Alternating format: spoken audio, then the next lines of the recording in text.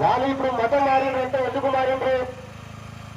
వాళ్ళను వాళ్ళ పాస్టర్ ఇంతకుముందు గతంలో మీకు అవమానం జరిగి ఉండొచ్చు, మమ్మల్ని గుళ్ళకు రానియలేరు, అందుకే మేము మతం మారినాము, మనం ఎవరికైనా మా ఇంటి ముందు చెప్పు తీసుకురావాలి, అటువంటిది గతంలో జరిగి ఉండొచ్చు.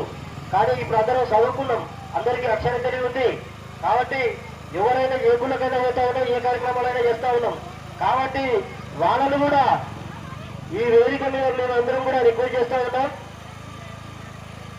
మేము మతం మారిన మాకు బీసీ వస్తుంది, ఆ సర్టిఫికేట్ ఉద్యోగాలు వస్తే తీసుకుంటే ఒక సంకల్పం ఉన్న వాళ్ళు మాత్రమే మతం మారండి.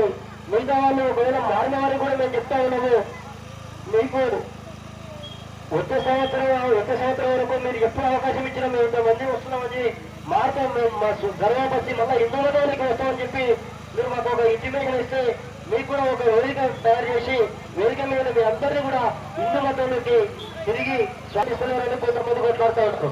అది 100% మీకు ఎస్సీ సర్టిఫికేట్ రాదు. మతం మారిన వాళ్ళకు 100% ఎస్సీ సర్టిఫికేట్ రాదు, బీసీసీ సర్టిఫికేట్ వస్తుంది. కాబట్టి మీరందరూ కూడా ఆలోచన చేసుకొని అవకాశాలను వదులుకోకుండా మీరందరూ కూడా హిందూ మతాన్ని స్వీకరించండి. మీరు